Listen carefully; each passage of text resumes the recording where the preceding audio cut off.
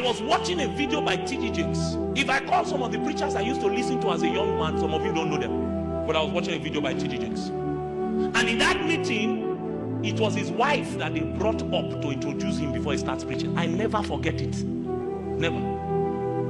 As she climbed the pulpit, I had never heard that story. It's not in any of T.D. Jakes' books. The ones I've read. Let me say the ones I've read. It's not there. And she said, we got married, I can't remember how many years ago, because that one was so important to me. And a few weeks after their wedding, they were in an accident. And she became paralyzed from her head to her toe. Couple that just got married. And she said, I thought that he would leave me. There was no reason for him to stay with me. He said, but every day, he will walk into my room. He will carry me from the bed. Not a house help. Carry her from the bed. Put her in her wheelchair. Then he will hold her hand and raise her up and say, honey, take a step. She said she will struggle. He will say, it's okay, sit down. Not knowing that when he finishes, he will go back to his cave and go and meet God and say, the woman you told me to marry is for destiny. You are the one that told me she cannot be crippled. Then he will come out of the cave again, go through the same process, put her in the wheelchair and say, honey, take a step.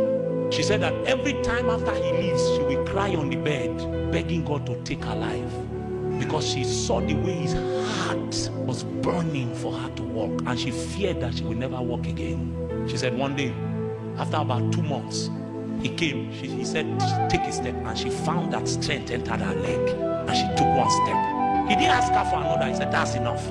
Put her back in the wheelchair. Came the next 3 days. He said, honey, take a step. He took one. He said, another step. She took another step.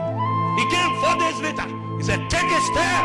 By this time, his faith had begun to roar. The reason he could operate like that was before he married her, he knew what God said. He said, after a while, he told her, run.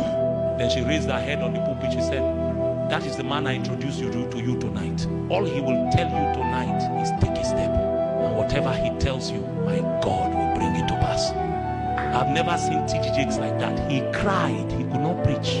He cried. Now we want to marry because the woman has a big bust or a big backside.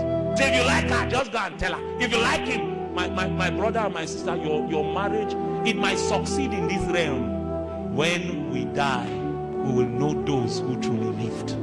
You may hate the preacher and call him names.